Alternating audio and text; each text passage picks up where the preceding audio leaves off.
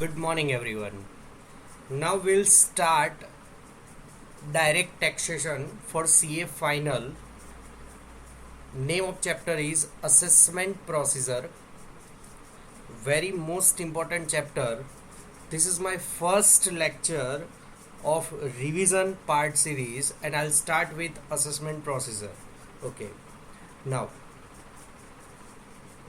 if we talk about assessment procedure, I just divide it into two parts.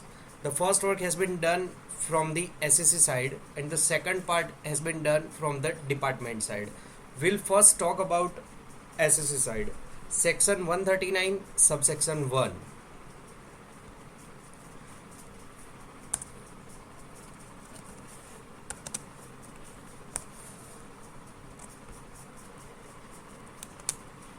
Now, section 139, subsection 1 is filing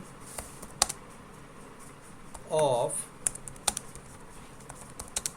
return of income. Section 139 subsection 1 filing of return of income के बारे में बोलता है. मतलब कि return of income किसको file करना चाहिए. तो क्या अगर आप कंपनी एसएससी हो या पार्टनरशिप फर्म हो जिसमें एलएलपी भी इंक्लूड हो जाता है, तो इन लोगों को रिटर्न फाइलिंग करना कंपलसरी रहता है. अगर आप कंपनी और पार्टनरशिप फर्म के अलावा और कोई एसएससी हो, मतलब अदर एसएससी हो, और आपकी gross total income before claiming exemption under section 54, 54G, 54B, 54D, 54EC, 54GA, 54GB और 54F से पहले वाली बेसिक एग्जम्पशन से अगर ज़्यादा है तो रिटर्न फाइलिंग करना कंपलसरी है, अदरवाइज नॉट मैंडेटरी. ठीक है. तो मैंने क्या बोला कि देखो, अगर आप कंपनी या पार्टनरशिप फर्म हो इंक्लूडिंग एलएलपी, तो रिटर्न फाइलिंग इज कंपलसरी. आपका कितने भी रुपए का टर्नओवर हो या कुछ भी हो, अगर 1 रुपये का भी हो फिर भी आपको रिटर्न फाइलिंग कंपलसरी है. अगर आप और कोई एसएससी हो और आपकी gross total income before claiming exemption under section 54, 54G, D, EC, 54 वाले में 54F, 54G, 54GA, 54GB और सेक्शन 80 चैप्टर 6 के डिडक्शन से पहले वाली ग्रॉस टोटल इनकम अगर आपकी बेसिक एग्जम्पशन लिमिट से ज़्यादा हो जाती है, देन अदर एसएससीज को रिटर्न फाइलिंग करना कंपलसरी है.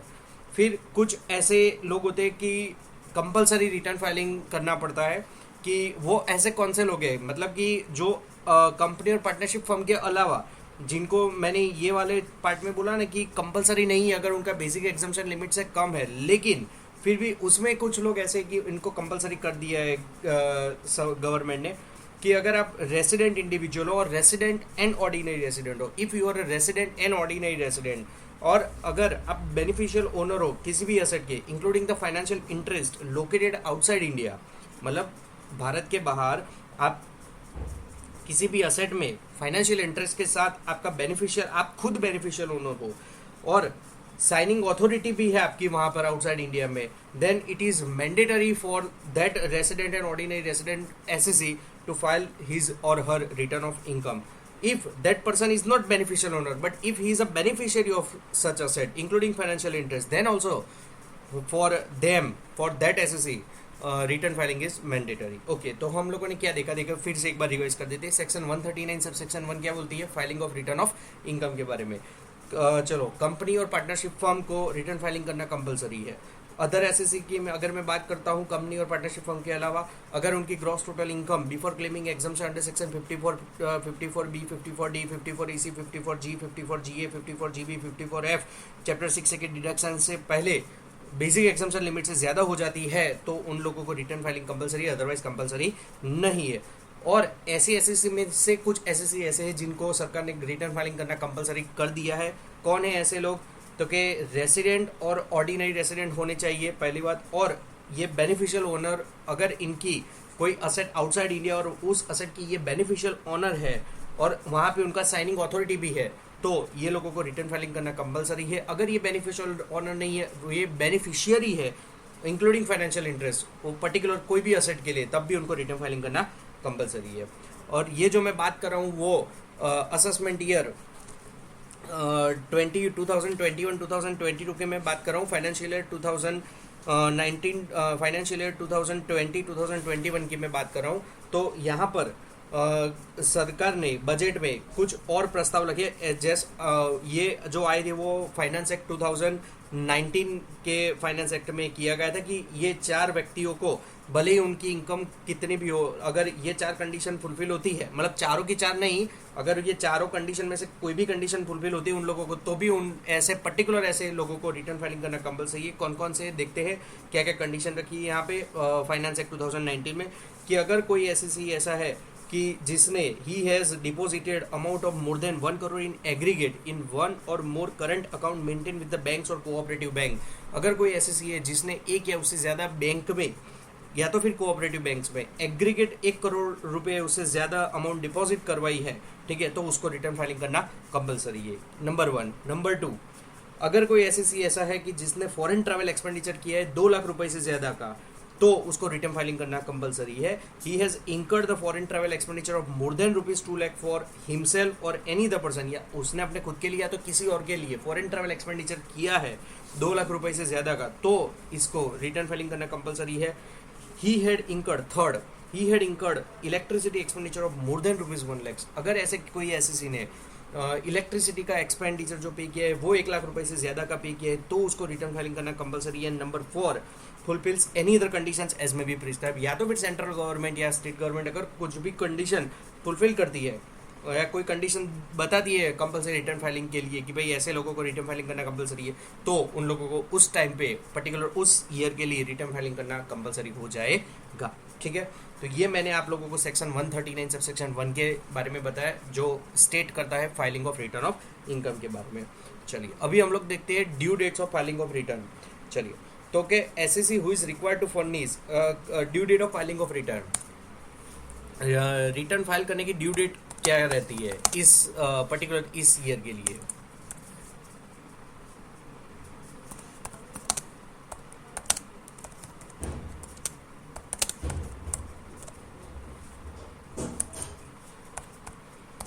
चलिए तो due date of filing of return जो है वो, अगर आप कंपनी एसएससी है या तो फिर आप टैक्स ऑडिट करवाते हो या तो फिर आप कोई पार्टनरशिप फर्म के पार्टनर हो और वो पार्टनरशिप फर्म का टैक्स ऑडिट होता है, तो वो पार्टनर्स के लिए for the purpose of assessment year 2021 के लिए रिटर्न फाइलिंग करने की जो ड्यू डेट है वो 31 अक्टूबर है, 31 अक्टूबर दी गई है ऑफ द असेसमेंट ईयर, ठीक है। फिर से एक बार बोल रहा हूँ, कंपनी हो या फिर आप कोई भी एसएससी हो जिसका आपका टैक्स ऑडिट हो रहा है, इनकम टैक्स एक्ट के हिसाब से आपका टैक्स ऑडिट करवाना कंपलसरी है, या तो फिर आप ऐसी पार्टनरशिप फर्म के पार्टनर हो और आपका इंडिविजुअल एज अ पार्टनर आपकी पार्टनरशिप फर्म का ऑडिट होता है, तो इंडिविजुअल एज अ पार्टनर आपके लिए रिटर्न फाइलिंग की जो ड्यू डेट है वो 31 अक्टूबर हो जाएगी। तो इन 3 लोगों के लिए 31 अक्टूबर है। एक बार फिर से मैं दोहरा देता हूँ, मैं यहाँ पर असेसमेंट ईयर 2021 की बात कर रहा हूँ, ठीक है, यहाँ पे लिख देता हूँ।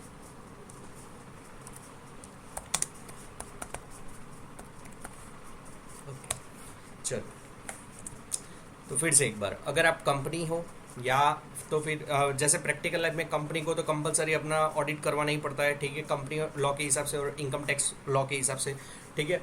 या तो फिर अगर कोई ऐसा एसएससी है जिसको इनकम टैक्स एक्ट के हिसाब से कंपलसरी टैक्स ऑडिट करवाना पड़ता है, जो कि जो लिमिट दी गई है उसके हिसाब से 1 करोड़ से ऊपर वाली जो है वो 2 करोड़ से ऊपर तो कंपलसरी है ही। या तो फिर कोई ऐसा पार्टनरशिप फर्म का जो पार्टनर है जिसको 1 करोड़ वाली जो लिमिट है पार्टनरशिप फर्म का पार्टनर है और वो पार्टनरशिप फर्म कंपलसरी ऑडिट में आती है, तो ऐसे पार्टनर को अपने खुद का इनकम टैक्स रिटर्न भरने की जो ड्यू डेट है वो 31 अक्टूबर दी गई है। दूसरी मैं बात करता हूँ, अगर कोई एसएससी ऐसा है कि जिसको अपना रिपोर्ट ट्रांसफर प्राइसिंग ऑफिसर को देना है अंडर सेक्शन 92E के तहत, तो ऐसे लोगों के लिए रिटर्न फाइलिंग करने की ड्यू डेट जो है वो 30 नवंबर रखी गई है। और इनके अलावा अगर कोई एसएससी है तो इन लोगों को लिए ड्यू डेट जो है वो 31 जुलाई रखी गई है, ठीक है। तो चलिए फिर से एक बार, due dates of filing of return देखो, अगर आप कंपनी एसएससी हो या तो फिर अगर आप ऐसे एसएससी हो जिसमें आपको इनकम टैक्स लॉ के हिसाब से कंपलसरी टैक्स ऑडिट करवाना पड़ता है, या तो फिर आप ऐसी पार्टनरशिप फर्म के पार्टनर हो उस और वो पार्टनरशिप फर्म को कंपलसरी टैक्स ऑडिट आया है, ठीक है, करवाना पड़ेगा। और तो ये पार्टनर्स के लिए जो ड्यू डेट है वो 31 अक्टूबर मानी गई है, 31 अक्टूबर बोला गया है ड्यू डेट। अगर आप ऐसे एसईसी हो जिसको अपना जो रिपोर्ट है वो ट्रांसफर प्राइसिंग ऑफिसर को अंडर सेक्शन 92E में फर्निश करना है, तो ऐसे एसएससीज के लिए 30 नवंबर ड्यू डेट है। और इनके अलावा अगर कोई एसएससी है तो इन लोगों के लिए 31 July of the assessment year ये ड्यू डेट ऑफ है आपका रिटर्न फाइलिंग के लिए। ठीक है, चलिए अभी एक और नई सेक्शन लेते हैं, सेक्शन 139 सबसेक्शन 1A।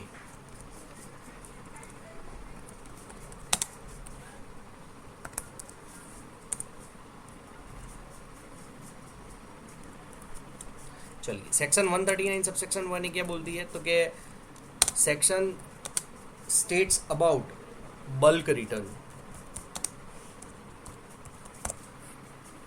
क्या होता है ये बल्क रिटर्न, देखिए तो कि salaried assessee can file the return to employer and then employer shall furnish such return in bulk to IT department up to the due date. इसमें क्या होता है कि जैसे कि जो सैलरीड एसईसीज होते हैं वो अपना रिटर्न एम्प्लॉयर को दे देते हैं और एम्प्लॉयर अपने सारे सैलरीड या तो फिर मेजोरिटी सैलरीड पर्सन्स के रिटर्न वो आईटी डिपार्टमेंट को दे देता है ड्यू डेट से पहले फाइल करने के लिए, जो बल्क रिटर्न में आते हैं। सेक्शन 139 सबसेक्शन 1C नया सेक्शन ले रहे हैं अभी।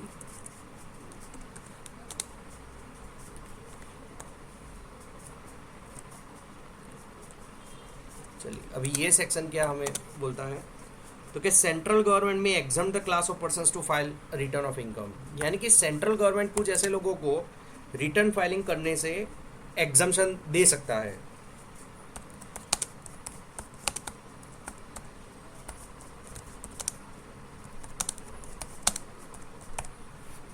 तो ऐसे कौन कौन से व्यक्ति है जिसको सेंट्रल गवर्नमेंट एग्जम्पशन दे सकता है कि भाई आपको रिटर्न फाइलिंग करना कंपलसरी नहीं है, तो कि देखो central government has been empowered to notify the class or classes of persons who will be exempted from the requirement of filing of return of income. Notification issued under section 139 1C shall as soon as may be after its issue be laid before each house of the parliament. ठीक है, तो कि central government के पास power है कि वो कुछ लोगों को, कुछ ऐसे जिसको बोल सकते हैं कि हाँ चलेगा कोई बात नहीं, आप अपना रिटर्न फाइल मत करो, हम आपको इसमें से एग्जम्पशन दे दें। और इसके लिए उनको नोटिफिकेशन बाहर निकलना पड़ेगा और ये जो नोटिफिकेशन बाहर निकलने से पहले ईच हाउसेज ऑफ पार्लियामेंट में से उसको गुजरना पड़ेगा, मतलब पार्लियामेंट की सम्मति लेनी पड़ेगी।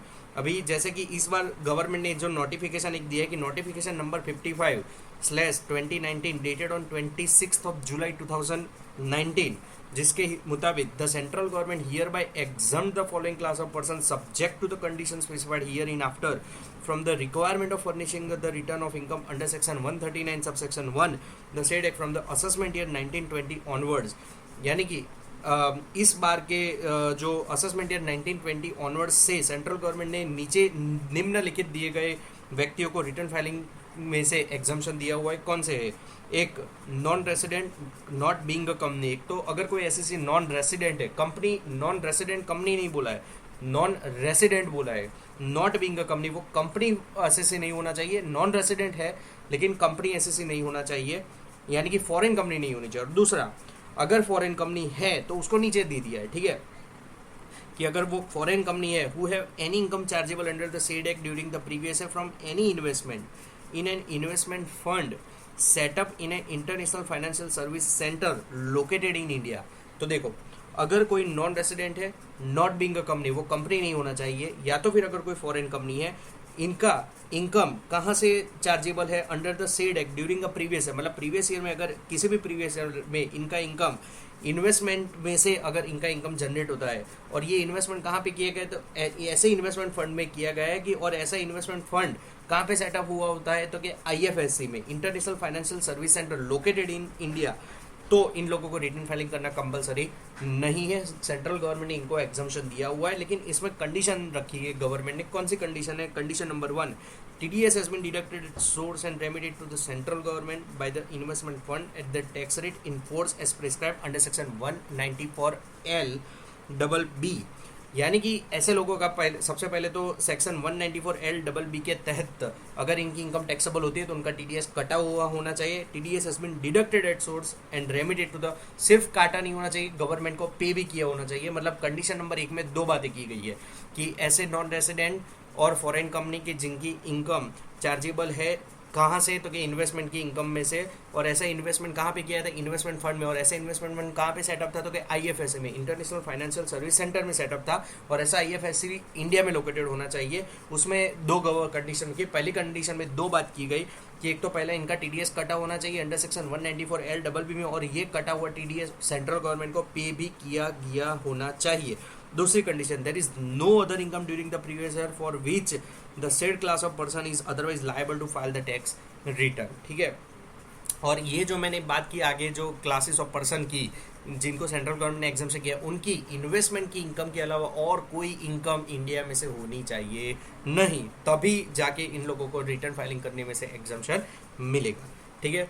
तो ये बात जो हमने सारी पूरी जो बात की अब तक की, वो रिटर्न फाइलिंग की बात की। सेक्शन 139(1) जो मेजर सेक्शन था उसके अंदर सब हम लोगों ने यहाँ पे बात की। यहाँ पे कुछ नोट्स भी लिखी गई है।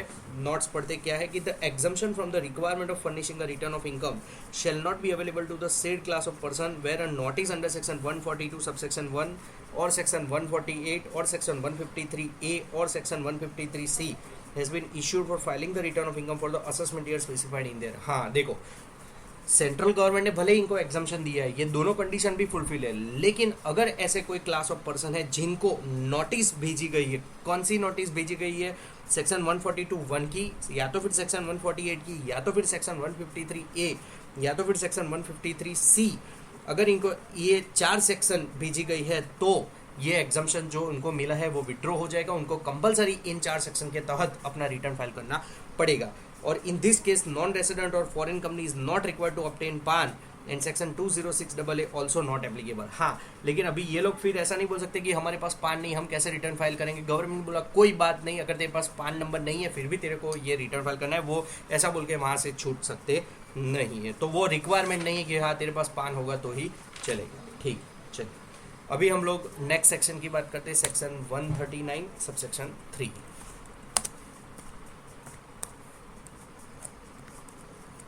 चलिए, section 139 subsection 3 states about the loss return.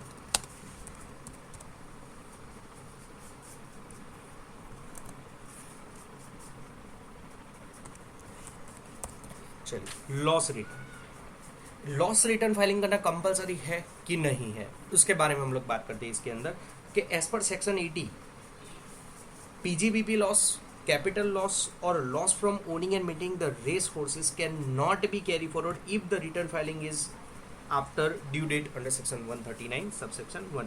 देखो, लॉस रिटर्न का क्या महत्व रहता है। अगर आपको किसी भी ईयर में लॉस हुआ है तो वो लॉस आप कैरी फॉरवर्ड कर सकते हो या तो फिर सेट ऑफ कर सकते हो, जिससे आपकी इनकम कम हो सकती है और आपका टैक्स भी बच सकता है। अगर ऐसे कोई ईयर में अगर आपका लॉस है तो आपको ये लॉस रिटर्न फाइलिंग करना पड़ेगा। उसमें सेक्शन 80 ये बोलता है, ऐसे टांग रहता है कि अगर आपका इन 3 चीज़ों में से लॉस है, कौन से 3 चीज़, फिर से एक बार बोल रहा हूँ, PGBP का लॉस है यानी कि profit and gains from business और प्रोफेशन का लॉस है, या तो फिर अगर आपका कैपिटल लॉस है, या तो फिर अगर आपका loss from owning and maintaining of race horses वाला लॉस है, ठीक है, तो ऐसे लॉसेस का जो रिटर्न है वो आपको with in due date file करना पड़ेगा। अगर आप विद इन ड्यू डेट इन 3 चीज़ों में से अगर लॉस है उसका return file with in due date नहीं करते हो तो आपको ये लॉस कैरी फॉरवर्ड करने को नहीं मिलेगा। आप इन लॉस को कैरी फॉरवर्ड नहीं कर सकते हो, कैरी फॉरवर्ड नहीं कर सकते, सो सेट ऑफ भी नहीं करोगे। सेट ऑफ नहीं करोगे तो आपका टैक्स ज़्यादा आएगा। ठीक है, इसीलिए अगर आपको इन 3 चीज़ों का अगर लॉस है उसका सेट ऑफ लेना है, कैरी फॉरवर्ड लेना है, तो आपको इन 3 चीज़ों का जो लॉस का जो रिटर्न है सॉरी, इन 3 चीज़ों के लॉस का जो रिटर्न है वो with in due date file करना पड़ेगा। इसके लिए कुछ नोट्स है स्पेशल, कोई अदर प्रोविजन है जो मैं अभी आपको बात करूंगा।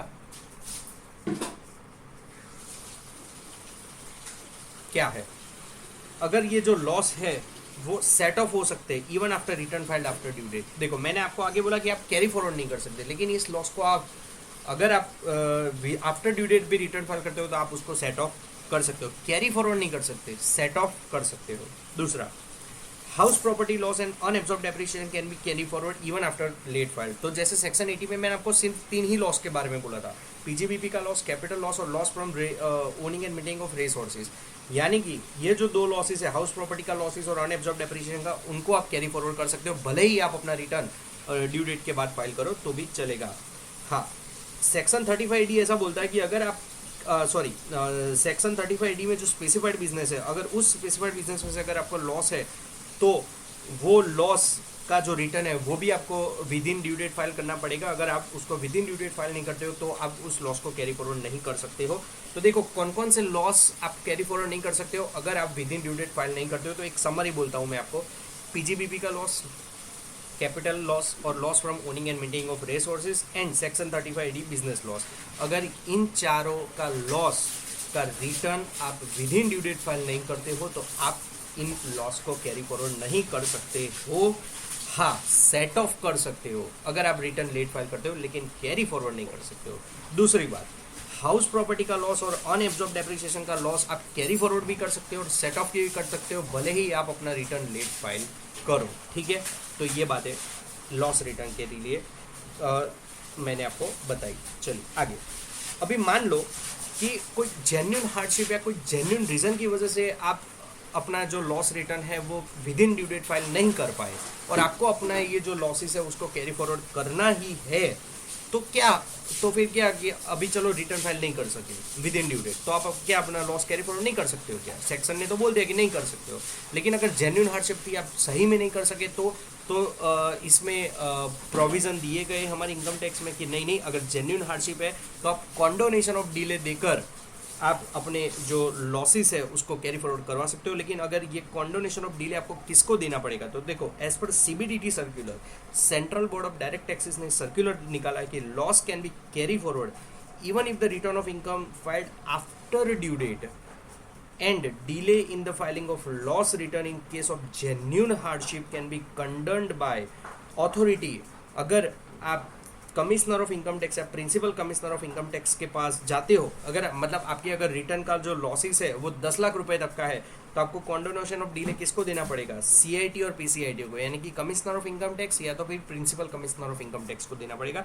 अगर आपके रिटर्न्स के जो लॉसेस है वो 10 लाख से 50 लाख की लिमिट के अंदर है, यानी कि 10 लाख से ज़्यादा और 50 लाख से कम, ठीक है, मतलब 50 लाख या उससे कम, अप टू 50 लाख लिखा है, यानी कि 10 लाख से ज़्यादा और 50 लाख या उससे कम है, तो आपको condonation of delay chief commissioner of income tax या तो फिर principal chief commissioner of income tax को देना पड़ेगा। अगर आपके जो रिटर्न के लॉसेस है वो 50 लाख से ज़्यादा के हैं तो आपको ये जो कॉन्डोनेशन ऑफ डिले जो है वो आपको CBDT को देना पड़ेगा, central board of direct taxes को देना पड़ेगा। आप इनके सामने बोल सकते हो, इनके सामने अपना प्रस्ताव रख सकते हो कि भाई ये एक हार्डशिप थी और इसी वजह से हम अपना लॉस कैरी फॉरवर्ड नहीं कर पाए, रिटर्न फाइल नहीं कर पाए, तो कृपया करके हमें अपना रिटर्न जब फाइल करें तब हमें इस लॉस को कैरी फॉरवर्ड करने का मौका दीजिए। ठीक है, चलिए आगे। तो ये बात की हम लोगों ने सेक्शन 139 सबसेक्शन 3 की।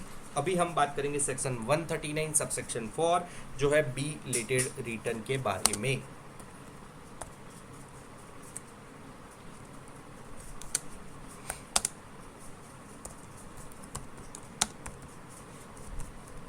Belated return. If SEC fails to file the return within due date, then he can file the belated return within the following time limit। देखिए, अगर SEC ड्यू डेट में अपना रिटर्न फाइल नहीं कर सकता तो वो बिलेटेड रिटर्न फाइल कर सकता है, मतलब ड्यू डेट के बाद भी वो अपना रिटर्न फाइल कर सकता है, लेकिन कब तक की टाइम लिमिट में कर सकता है? तो टाइम लिमिट दी गई है कि फॉलोइंग टाइम लिमिट में वो अपना बिलेटेड रिटर्न फाइल कर सकता है, before the end of the relevant assessment year और before the completion of assessment whichever is earlier. इन दोनों डेट्स में से अगर जो पहली विचएवर इज अर्लियर डेट है उससे पहले उसको अपना बिलेटेड रिटर्न फाइल कर देना पड़ेगा। कौन सी? फिर से एक बार बोल रहा हूँ, before the end of the relevant assessment year, मतलब रिलेवेंट असेसमेंट ईयर की जो एंड होता है, जो भी आपका रिलेवेंट असेसमेंट ईयर है वो एंड होता है, वो तारीख या तो फिर आपका जो असेसमेंट जो है वो जिस तारीख को कंप्लीट हुआ है वो तारीख, उन दोनों में से विचएवर इज अर्लियर, उस तारीख के पहले आपको अपना बिलेटेड रिटर्न फाइल कर देना पड़ेगा। जैसे कि अभी हम लोग बात करें असेसमेंट ईयर 2021 असेसमेंट ईयर 2020 यहाँ पे मैंने थोड़ा गलत लिख लिया, ये फाइनेंशियल ईयर होगा हमारा, फाइनेंशियल ईयर 2020-21 असेसमेंट ईयर 2021-22, ठीक है, okay. Financial year 2021-22 assess financial year 2020-21 assessment year 2021-22 की अगर मैं बात करता हूँ, ठीक है, तो यहाँ पे मैं विद इन ड्यू डेट अपना रिटर्न फाइल नहीं कर सका, तो मैं 31 मार्च 2022 यानी कि रिलेवेंट असेसमेंट ईयर हुआ 31 मार्च 2022, या तो फिर मेरा जिस दिन को असेसमेंट कंप्लीट होता है वो whichever is earlier date से पहले मुझे अपना बिल रिटर्न जो है वो फाइल कर देना पड़ेगा। अगर मैं इंडिविजुअल असेसी हूँ तो असेसमेंट ईयर 21-22 के लिए मेरा लास्ट डेट कौन सा होगा, तो क्या 31 जुलाई, ठीक है। अगर मैं 31 जुलाई तक फाइल नहीं कर सकता हूँ तो मैं बिल रिटर्न फाइल कर सकता हूँ, तो क्या यस सर कर सकता हूँ। कब तक कर सकते हो आप, तो क्या टाइम लिमिट देखा है, before the end of the relevant assessment year और before the completion of the assessment whichever is earlier. चलिए अभी देखो आप लोगों ने अपना रिटर्न फाइल कर दिया है, या तो फिर 139(1) में फाइल किया पूरी ड्यू डेट में, या तो फिर लॉस रिटर्न फाइल किया, या तो फिर बिलेटेड रिटर्न फाइल किया। रिटर्न फाइल करने के बाद अगर आपको ऐसा लगता है कि यार गलती हो गई, सिट ये रह गया, ये एग्जाम्शन लेने रह गए, या ये डिडक्शंस मेरा लेना रह गया, या तो फिर ये इनकम बढ़ानी रह गई, या कुछ भी आपको ऐसा लगा कि रिटर्न में कुछ गलत हो चुका है, या तो फिर आपको रिटर्न में कुछ चेंज करना है, तो आप चेंज कर सकते हो कि नहीं कर सकते, तो कि हाँ यस कर सकते हो ना। तो रिटर्न को अगर आपको चेंज करना है तो आप रिटर्न को चेंज कर सकते हो। आप रिटर्न को चेंज कर सकते हो, ये कौन सी सेक्शन बताता है, तो ये बताता है हमको सेक्शन 139 सबसेक्शन 5, जिसको नाम दिया गया है रिवाइज्ड रिटर्न। आप अपने रिटर्न को रिवाइज करवा सकते हो।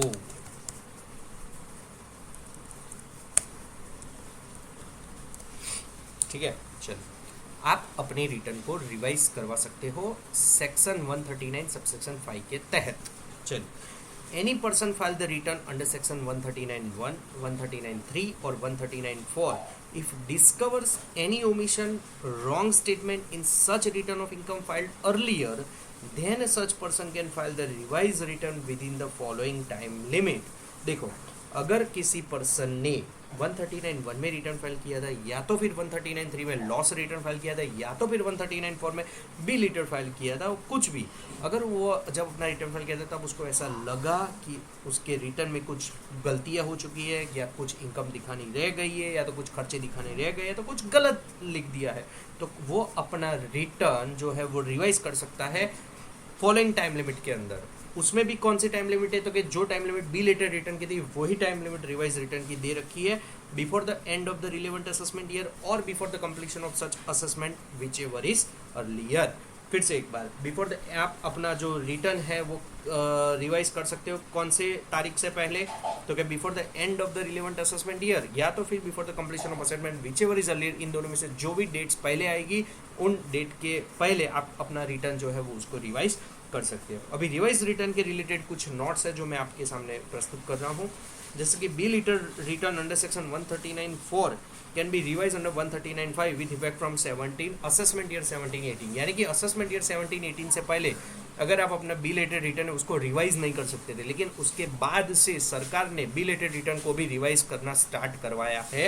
यानी कि असेसमेंट ईयर 17-18 से आप अपना बिल रिटर्न जो है उसको रिवाइज कर सकते हो।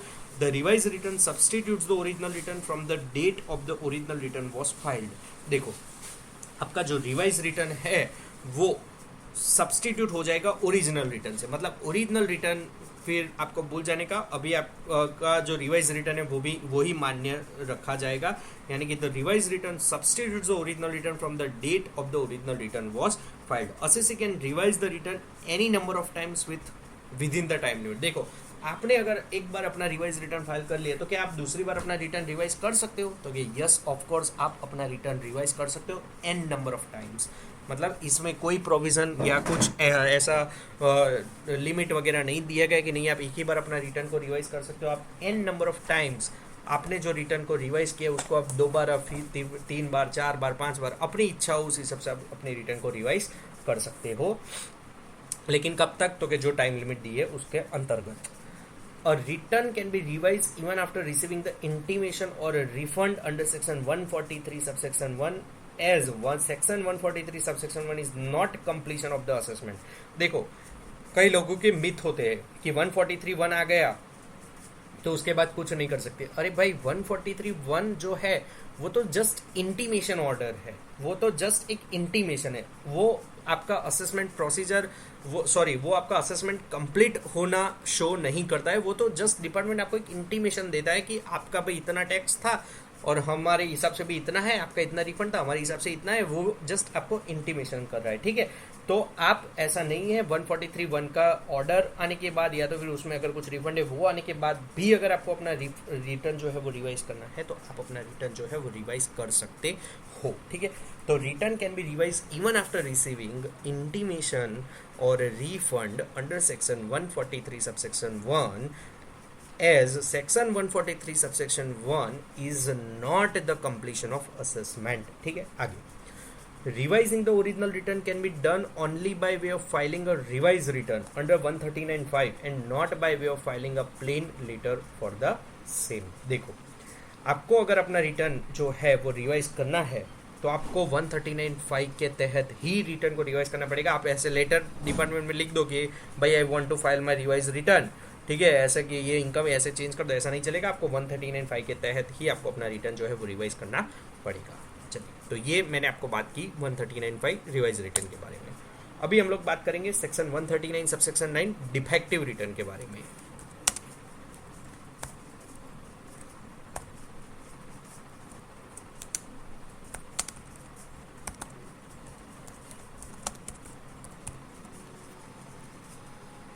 डिफेक्टिव रिटर्न, चलिए सेक्शन 139 सबसेक्शन 9 डिफेक्टिव रिटर्न क्या बोलता है। डिफेक्टिव रिटर्न तो क्या, return shall be considered as defective if, मतलब आपका रिटर्न डिफेक्टिव होगा कब, तो क्या जब return not filed in the prescribed form. अगर आप अपना इनकम टैक्स का जो रिटर्न है वो प्रिस्क्राइब्ड फॉर्म में फाइल नहीं करते हो। आपको अगर ITR 1 में फाइल करना था और वो आप ITR 2 में फाइल कर देते हो, या तो फिर अगर आपको 3 में फाइल करना था और आप 1 में फाइल कर देते हो, या तो आपका जो रिटर्न है वो डिफेक्टिव माना जाएगा।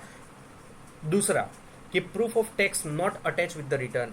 अगर किसी इनकम टैक्स रिटर्न के साथ आपको अगर कोई टैक्स का जो प्रूफ है वो अटैच करना था और आपने नहीं किया है, तब भी आपका जो रिटर्न है वो डिफेक्टिव माना जाएगा। Number 3, report under section 44AB is not submitted. आपने अगर आप सेक्शन 44AB के अंतर्गत ऑडिट में आते हो और उस SEC का आपने रिटर्न फाइल किया है और उसके साथ आपने सेक्शन 44AB का रिपोर्ट अटैच नहीं किया है, तब भी आपका जो रिटर्न है वो डिफेक्टिव माना जाएगा। If return treated as a defective, AO shall intimate the defect to the SEC and give him an opportunity to rectify the defect within 15 days or extended time. If SEC does not rectify the defect, then return shall be treated as an invalid return, void ab initio। देखो, SEC अगर आपका return जो defective हुआ है इन 3 reasons की वजह से, कौन से 3 रीजन, या तो फिर आपने प्रिस्क्राइब फॉर्म में रिटर्न फाइल नहीं किया है, रिटर्न फाइल करते समय आपने अपना प्रूफ ऑफ टैक्स जो है वो अटैच नहीं किया है, या तो फिर आपने 44AB में रिपोर्ट जो है वो सबमिट नहीं किया है इनकम टैक्स रिटर्न के साथ, तो इन 3 सिचुएशन में आपका जो रिटर्न जो फाइल किया है वो डिफेक्टिव माना जाएगा। एक बार अगर आपका जो रिटर्न वो जो डिफेक्टिव हुआ, तब असेसिंग ऑफिसर, जिसको हम AO बोलेंगे, जो AO जो असेसिंग ऑफिसर है वो आपको इंटीमेट करेगा कि भाई आपका रिटर्न हम लोगों ने डिफेक्टिव किया है, और आपको अपॉर्चुनिटी ऑफ बीइंग हर्ड भी देगा कि आप कोई बात नहीं, गलती हो गई, अटैच करना रहेगा, कोई बात नहीं। वो आपको 15 दिन या तो फिर एक्सटेंडेड टाइम लिमिट देगा कि आप 15 दिन या तो फिर जो भी वो एक्सटेंड टाइम लिमिट देता है उतने टाइम में आप अपनी जो गलती है उसको सुधार सकते हो, या आपने जो डिफेक्ट किया है उसको सुधार सकते हो, ठीक है। अगर SEC वो 15 दिन या तो फिर एक्सटेंड टाइम में भी अपना जो गलती है, जो डिफेक्ट है वो उसको रेक्टिफाई नहीं करता है, तो ये जो आपका जो रिटर्न जो फाइल किया हुआ है वो डिफेक्टिव रिटर्न इनवैलिड हो जाएगा, वॉइड एब इनिशियो, मतलब पहले से ही फिर वो जो आपका जो रिटर्न है वो डिफेक्टिव माना जाएगा, ठीक है, इनवैलिड माना जाएगा। तो ये बात की हम लोगों ने डिफेक्टिव रिटर्न की। अभी हम लोग बात करेंगे रिटर्न ऑफ ट्रस्ट, मतलब ट्रस्ट के रिटर्न की बात करते हैं। तो क्या ट्रस्ट के रिटर्न की जो सेक्शन है वो सेक्शन 139 सबसेक्शन 4A।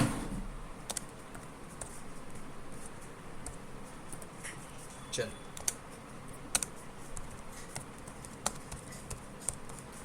ट्रस्ट की रिटर्न, तो ट्रस्ट को कब अपना रिटर्न फाइल करना है, तो कि if total income before giving exemption under section 11 and 12 is more than the basic exemption, then trust is required to file the returns. देखो, जो भी ट्रस्ट है उसकी जो इनकम है बिफोर गिविंग एग्जम्पशन, मतलब एग्जम्पशन देने से मतलब एग्जम्पशन क्लेम करने से पहले वाली इनकम।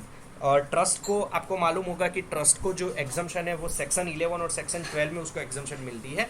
तो वो एग्जम्पशन लेने से पहले वाली उसकी इनकम जो है वो बेसिक एग्जम्पशन लिमिट से ज़्यादा हो चुकी होती है, तो उस केस में ट्रस्ट को अपना रिटर्न फाइल करना कंपलसरी है। If trust file the late return then penalty of 100 rupees per day under section 272A for default period also applicable in addition to fees under section 234F। मान लो कि अगर trust ने जो अपना जो return है वो with in due date file नहीं किया है, ठीक है, तो उसको पर डे के हिसाब से 100 रुपये की पेनल्टी लगेगी। कौन से सेक्शन में? सेक्शन 272A के हिसाब से, फॉर द डिफॉल्ट पीरियड, जितने भी टाइम तक वो डिफॉल्ट चलता है उतने टाइम तक। और 234F की तो लगेगी ही लगेगी, मतलब सबसे पहले 234F की पेनल्टी लगेगी, उसके बाद 272A की पेनल्टी लगेगी ₹100 per day for default period. तो ये बात की मैंने आप लोगों को ट्रस्ट के रिटर्न की, जो सेक्शन 139 फॉर ए बोलता है। अभी मैं आप लोगों को बात कर रहा हूँ section 139 four B, return of political party. मतलब पॉलिटिकल पार्टी के को रिटर्न कब फाइल करना है अपना? Section 139 four B, return of political party.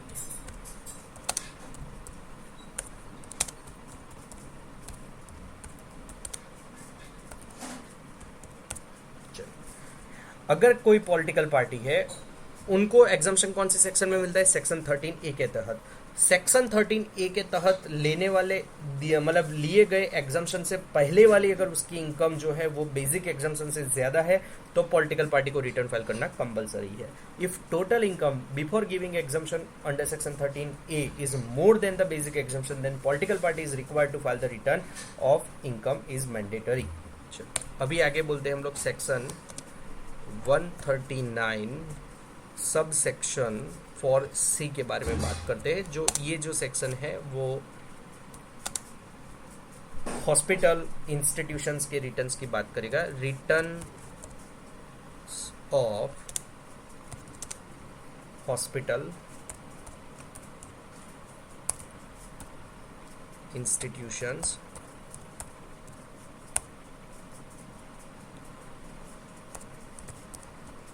Etcetera, ठीक है।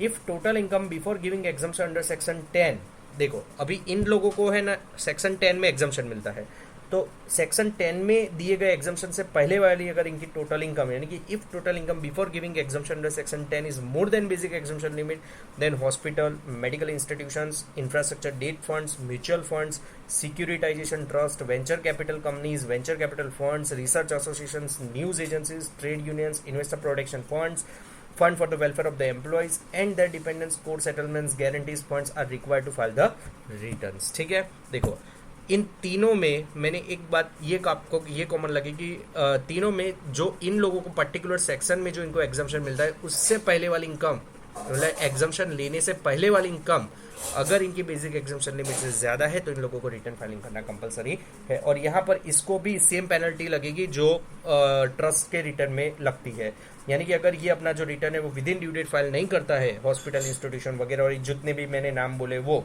ठीक है, तो इनको सेक्शन 234F की तो पेनल्टी लगेगी लगेगी, उसके ऊपर सेक्शन 272 के तहत जब तक ये रिटर्न फाइलिंग में डिफॉल्ट पीरियड होता है तब तक पर डे ₹100 की पेनल्टी इन लोगों को लगेगी। आगे सेक्शन 139 सबसेक्शन 4D,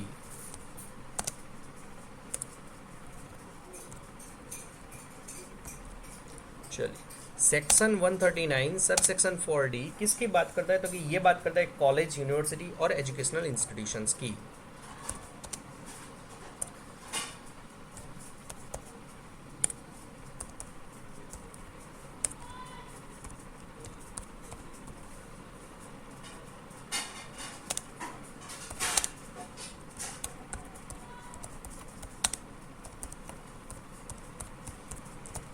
इंस्टीट्यूशंस, ठीक है, तो कि कॉलेज, यूनिवर्सिटी और एजुकेशनल इंस्टीट्यूशन जो है वो तो सबसे पहले अप्रूव्ड होने चाहिए अंडर सेक्शन 35 में। अगर ये अप्रूव्ड है तो इन लोगों को रिटर्न फाइलिंग करना कंपलसरी है, मैंडेटरी है। सेक्शन 139 सबसेक्शन 4 ही बात करता है बिजनेस ट्रस्ट के बारे में, इन लोगों को भी अपना रिटर्न फाइल करना कंपलसरी है। सेक्शन 139 सबसेक्शन 4 है बोलता है इन्वेस्टमेंट फंड के बारे में, इन लोगों को भी अपना रिटर्न जो है वो फाइल करना कंपलसरी है। फिर सेक्शन 140 एक आती है जो है वेरिफिकेशन ऑफ रिटर्न के बारे में।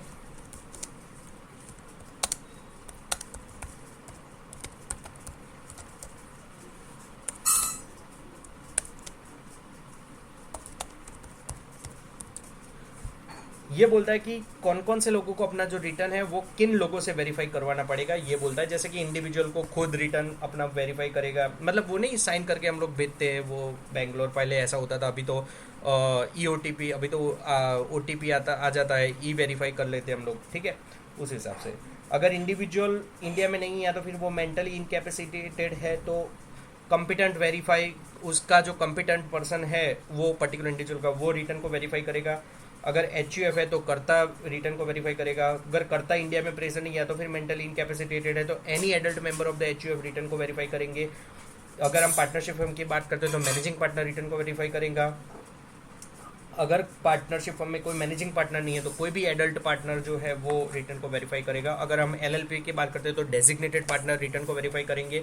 अगर कोई डेजिग्नेटेड पार्टनर नहीं है LLP में तो एनी पार्टनर और any other person as may be prescribe, तो जो भी प्रिस्क्राइब पर्सन है या तो कोई भी पार्टनर है वो रिटर्न को वेरीफाई कर सकता है। अगर मैं कंपनी SSC की बात करता हूँ तो ऑब्वियसली मैनेजिंग डायरेक्टर है वही रिटर्न वेरीफाई करेंगे। अगर कंपनी में मैनेजिंग डायरेक्टर ही नहीं है तो एनी अदर डायरेक्टर और any other person as may be prescribe. अगर आपकी कंपनी जो है वो लिक्विडेशन में है तो लिक्विडेटर आपके रिटर्न को वेरीफाई करेगा। अगर आप लोगों ने application for the corporate insolvency and resolution process has been admitted by the adjudicating authority under the insolvency and bankruptcy code 2016, अगर आपकी कंपनी जो है उसमें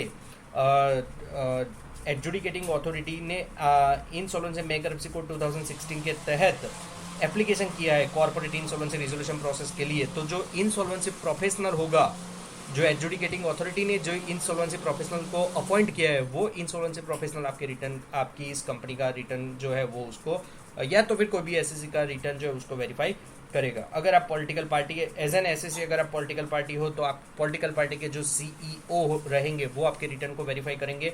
अगर आप कोई भी लोकल अथॉरिटी हो तो वो लोकल अथॉरिटी का जो प्रिंसिपल ऑफिसर रहेगा वो आपके रिटर्न को वेरीफाई करेगा। और अगर आप इसमें से कोई और नहीं अदर पर्सन हो तो जो कॉम्पिटेंट पर्सन है वो आपके रिटर्न को वेरीफाई करेंगे, ठीक है।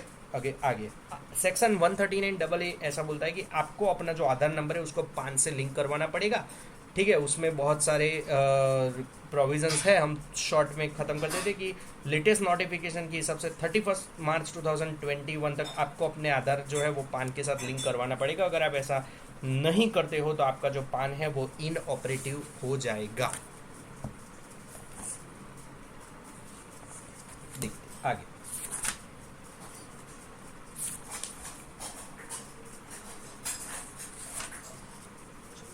Tax return preparer section 139 subsection 1B। क्या है टैक्स रिटर्न प्रिपेरर?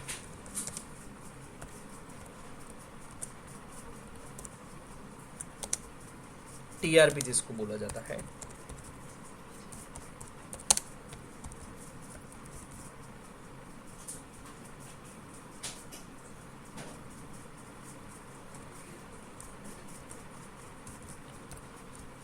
कौन लोग होते हैं? सेक्शन 139 1B नहीं, section 139B। Section 139B tax return preparer. CBDT to frame a scheme whereby a specified class of person can file their return of income through TRPs। CBDT के scheme के तहत specified classes of persons जो है वो अपना जो return जो है वो TRP के थ्रू फाइल करवा सकते हैं। अभी ये TRP कौन हो सकता है? तो कि जो टैक्स रिटर्न प्रिपेरर जो है वो कोई भी इंडिविजुअल हो सकता है who is authorise to act as a TRP by CBDT, जिसको CBDT ने TRP के लिए ऑथोराइजेशन दी गई है। अभी ये जो TRP है वो इन पर्सन में से कोई नहीं हो सकता है, मतलब TRP कोई भी इंडिविजुअल बन सकता है जिसको CBDT बोल रहा है कि हाँ तुम TRP बन सकते हो, ऑथोराइजेशन दिया हुआ है CBDT ने। लेकिन ये अभी मैं जो ये निम्नलिखित 4 व्यक्ति बोल रहा हूँ वो TRP नहीं बन सकते। कौन से 4? एक तो पहले चार्टर्ड अकाउंटेंट TRP नहीं बन सकता। नंबर 2 लीगल प्रैक्टिशनर यानी कि एडवोकेट जो है वो TRP नहीं बन सकते। An officer of the scheduled bank with which the SSC maintains an account, किसी भी शेड्यूल्ड बैंक का जो ऑफिसर है, ठीक है, जो लोगों के अकाउंट्स मेंटेन करते हैं, वो टीआरपी टैक्स रिटर्न प्रिपेयर नहीं बन सकते, या तो फिर कोई employ of specified class of person, किसी भी स्पेसिफाइड क्लास ऑफ पर्सन का जो एम्प्लॉय है वो जो है वो टीआरपी नहीं बन सकता है। स्पेसिफाइड क्लास ऑफ पर्सन का मतलब क्या हुआ, तो कि specified class of person means who is required to file the return of income other than the following persons, ठीक है। स्पेसिफाइड क्लास ऑफ पर्सन का मतलब क्या है, तो कि who is required to file the return of income, मतलब ऐसा व्यक्ति कि जिसको अपना रिटर्न फाइल करना है other than following person, company और जो ऑडिट में आता है वो लोग, उसके हिसाब उनके अलावा वाला जो व्यक्ति जिसको अपना रिटर्न फाइल करना पड़ता है वो स्पेसिफाइड क्लास ऑफ पर्सन में आएगा, ठीक है। आगे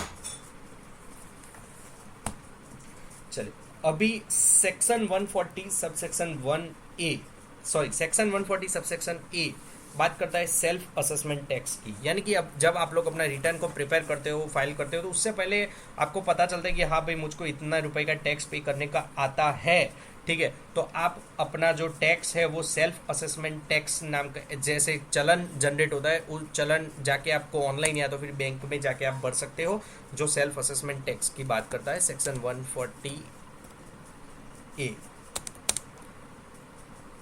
प्रैक्टिकल लाइफ में उसको सेल्फ असेसमेंट टैक्स चलन बोला जाता है, ठीक है। आपका जो आपने आपकी जितनी भी इनकम है उसमें से आप डिडक्शंस माइनस कर दो, जो भी आपको एग्जम्पशंस मिलता है वो सब माइनस कर दो, उसके बाद आपका जितना भी TDS TCS MAT EMT credit सब ले लो, उसके बाद भी अगर आपको कोई टैक्स भरने का आता है तो आप वो टैक्स सेल्फ असेसमेंट टैक्स चलन के साथ भर सकते हो। ये आप या तो ऑनलाइन भर सकते हो या तो फिर किसी भी बैंक के ओवर द काउंटर में जाके आप भर सकते हो। Section 142 subsection 1A। चलिए, अभी ये जो जितनी भी मैंने ये जो बात की ना, ये काम कौन करता है? सारे एसएससी। मतलब देखो, रिटर्न फाइल का काम एसएससी करता है, ड्यू डेट कब तक बननी है तो उस टाइम पे उसको रिटर्न फाइल करना पड़ेगा। बल्क रिटर्न, अगर एक साथ बहुत सारे रिटर्न फाइल करने हैं तो बल्क रिटर्न करेगा। सेंट्रल गवर्नमेंट किसी कुछ एग्जम्पशंस देती है कुछ लोगों को रिटर्न फाइल करने से, ठीक है। अगर किसी एसएससी का लॉस है तो लॉस रिटर्न, अगर कोई अपना return with in due date file नहीं कर सकता है तो बी लेटेड रिटर्न, अगर किसी को ऐसा पता चलता है कि मेरा रिटर्न गलत फाइल हुआ है उसको करेक्ट करना है तो वो रिवाइज रिटर्न कर सकता है। अगर किसी के रिटर्न में डिफेक्ट होता है तो वो डिफेक्टिव रिटर्न की प्रोविजंस है। तो ये सारे जो है वो एसएससी के तरफ से है। जब मैंने आपको बोला था कि मैं इसको दो पार्ट में डिवाइड करता हूँ कि एसएससी की तरफ से, अब दूसरा जो मैं ले रहा हूँ, अभी एसएससी का काम यहाँ पे खत्म हो गया। देखो, चलन भर दिया, टैक्स भर दिया, रिटर्न फाइल कर दिया, बात खत्म हो गई अभी एसएससी के वहाँ से यहाँ से, ठीक है। अब जो काम करेगा वो डिपार्टमेंट काम करेगा। तो अब जो मैं सेक्शंस ले रहा हूँ वो स्टार्ट होगी सेक्शन 142 से स्टार्ट होगी, जो सेक्शंस हम हमारे नेक्स्ट वीडियो लेक्चर्स में लेंगे। तो अब तक जो पार्ट मैंने जो आपको समझाए वो थे एसएससी की तरफ से। असेसमेंट प्रोसीजर में एसएससी की तरफ से जो सेक्शंस उसको एप्लीकेबल होती थी वो हम लोगों ने बात की। अभी डिपार्टमेंट की तरफ से जो सेक्शंस एप्लीकेबल होगी वो हम लोग नेक्स्ट असेसमेंट प्रोसीजर के लेक्चर के सेकंड पार्ट में हम लोग उसको देखेंगे। ओके, चलिए, थैंक यू सो मच।